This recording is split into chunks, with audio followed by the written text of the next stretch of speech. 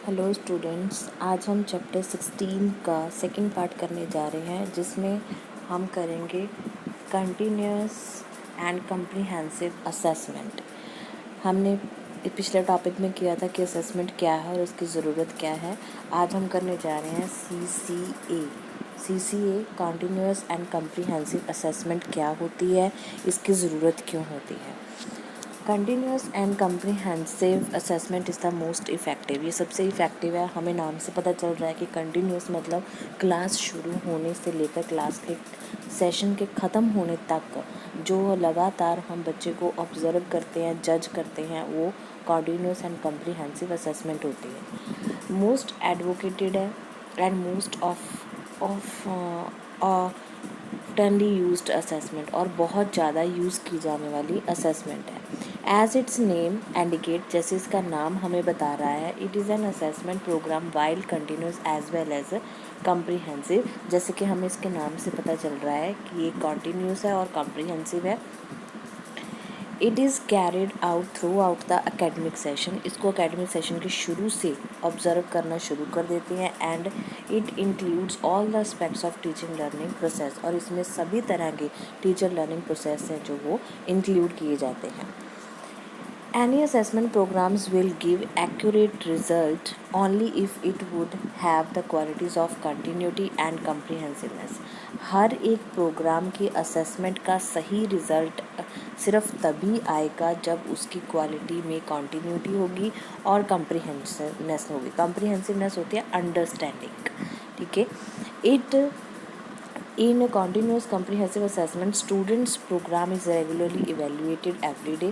हर रोज़ बच्चों के प्रोग्राम को जज किया जाता है, हर वीक जज किया जाता है, हर मंथ, हर सेमेस्टर में और हर ईयर, पूरा साल उनको जज किया जाता है।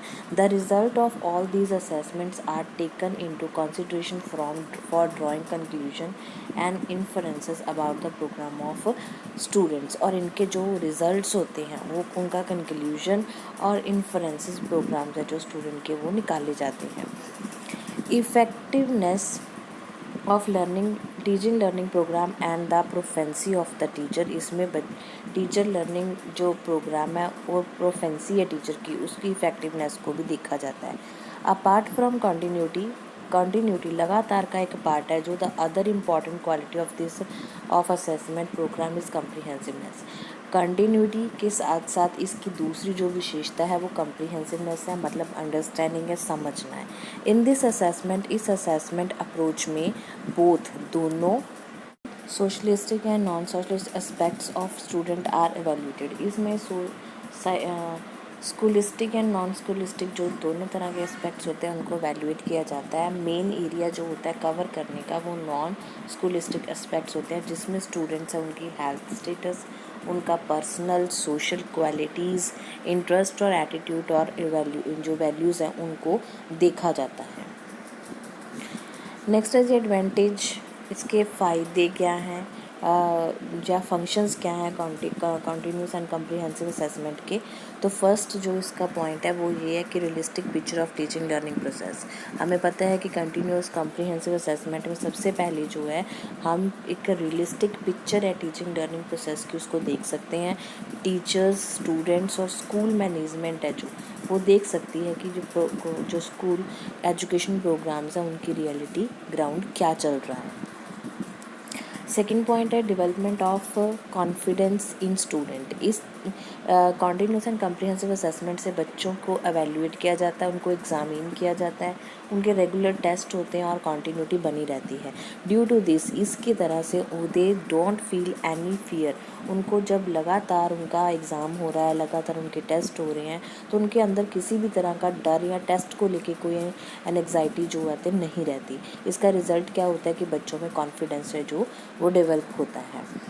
Reduction of workload on students. In ordinary examination system, the stress is given on the rote memorization and कैम्परिंग। जैसे कि आमतौर पे एग्ज़ामिनेशन सिस्टम होता है, बच्चे एग्ज़ाम देते हैं तो उनके ऊपर स्ट्रेस आ जाता है कि उन्होंने रट्टा कैसे लगाना है, याद कैसे करना है।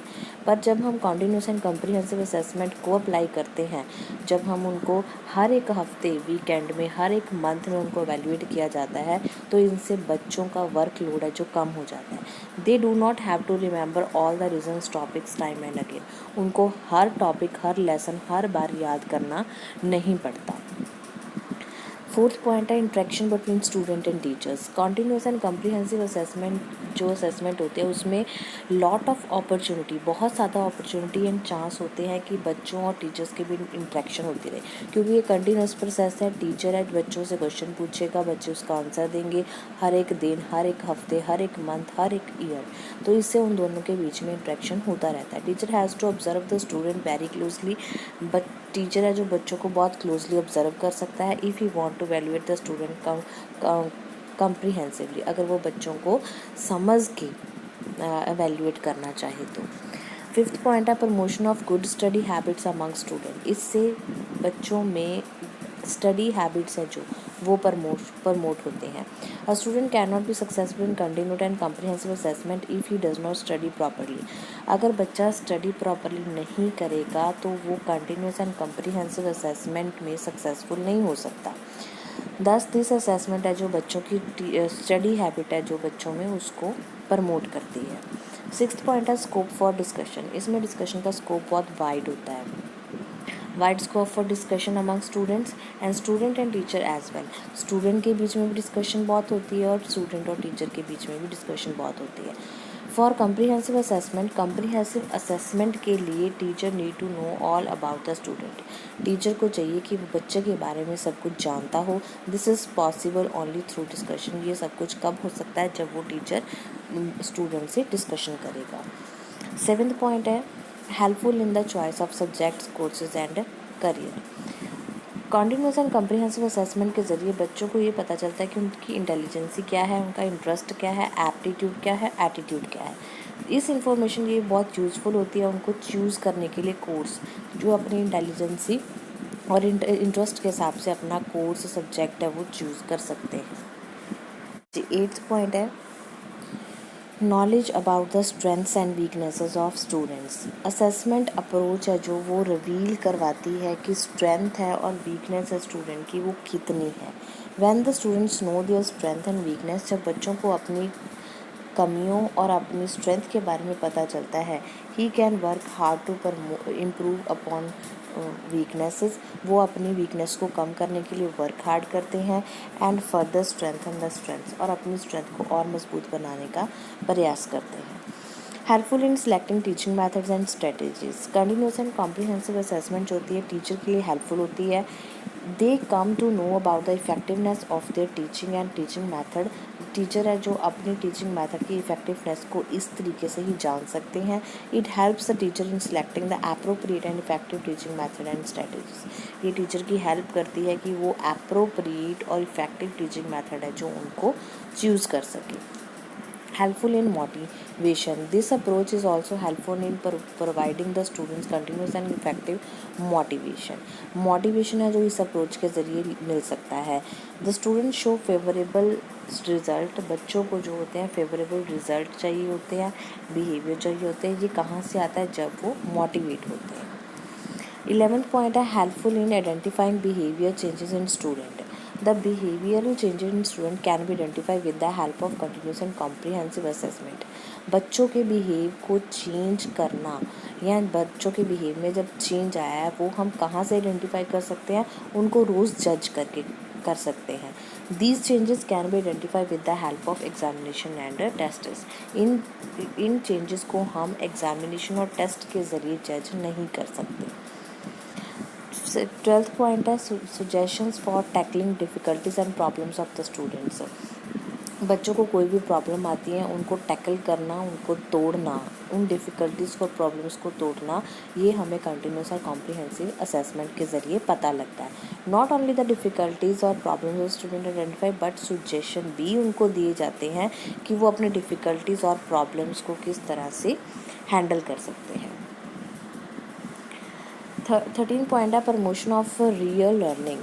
कंटिन्यूस एंड कम्प्रीहेंसिव असेसमेंट के ज़रिए मॉडिफिकेशन होती है बिहेवियर में, जिसके ज़रिए उनकी जो रियल लर्निंग है वो प्रमोट होती है। 14 पॉइंट है helpful in realising the aims and objects of education.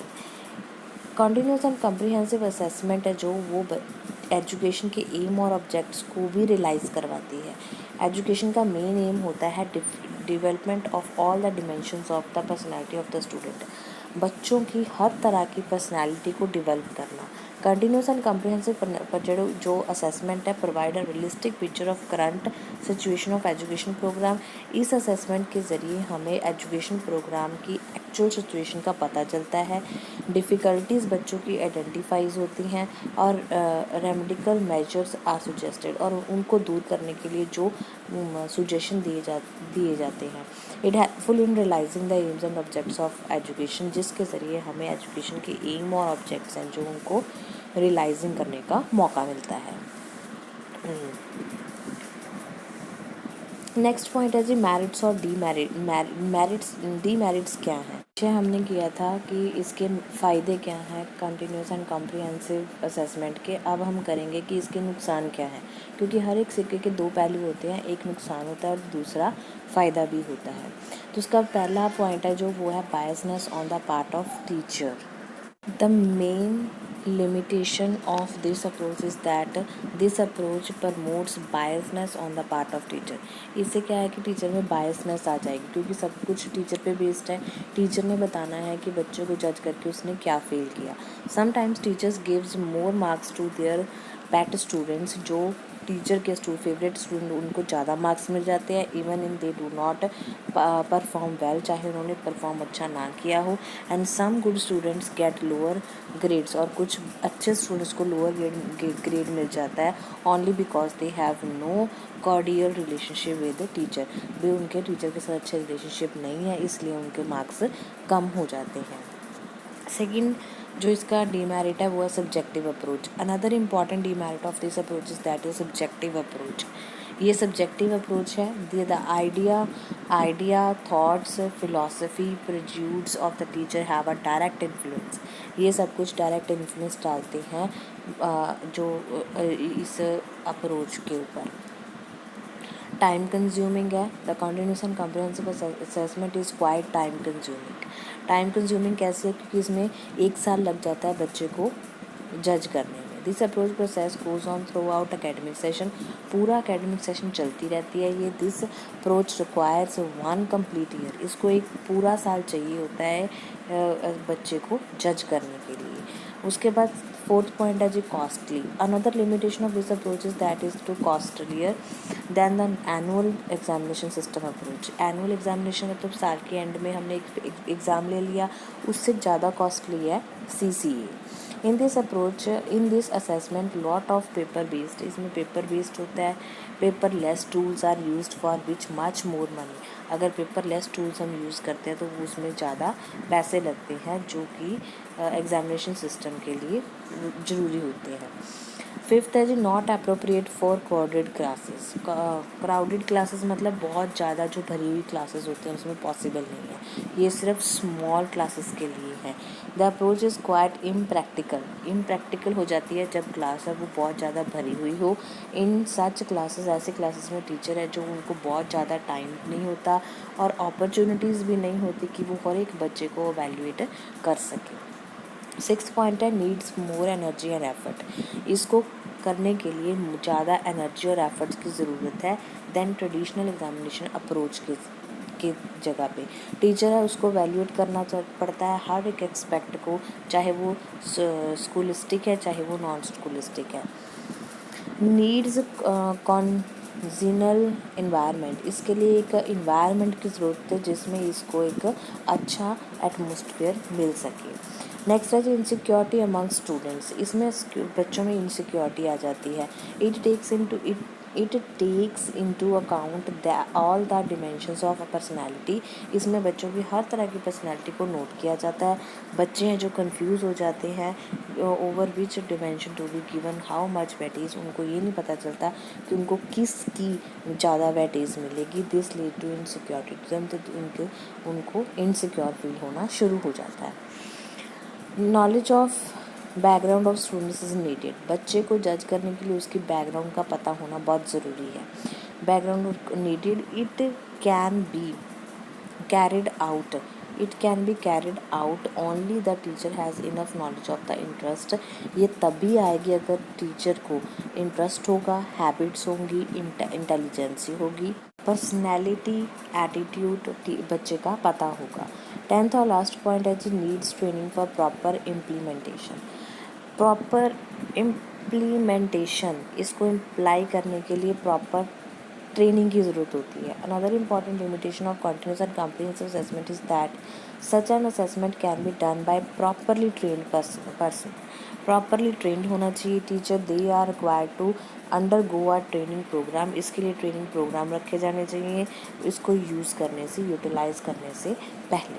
तो ये था हमारा CCA continuous and comprehensive assessment क्या होती है, जो एक एकेडमिक सेशन में पूरा साल चलती रहती है, जिसमें बच्चों को जज किया जाता है। पूरा साल उनकी हर एक पक्ष से उनको जज किया जाता है, चाहे वो स्टडी हो, चाहे वो गेम्स हों, चाहे उनके इंटरेस्ट हों, चाहे वो उनकी इंटेलिजेंसी हो, चाहे उनकी हॉबीज़ हों, कुछ भी हो, उनको एक साल तक जज किया जाता है। उसको कॉन्टिन्यूस एंड कॉम्प्रिहेंसिव असेसमेंट बोला जाता है। इसके कुछ हमने मेरिट्स पढ़े और कुछ हमने डिमेरिट्स पढ़े। ये क्वेश्चन बहुत ज़्यादा इंपॉर्टेंट है, आप इसको ध्यान से कीजिएगा। कोई भी बात समझ में नहीं आई आप कमेंट बॉक्स में मेरे से पूछ सकते हैं। नेक्स्ट वीडियो में हम चैप्टर 17 करेंगे। तब तक आप इस चैप्टर को अच्छे से रिवाइज कर लीजिए। Thank you so much for watching.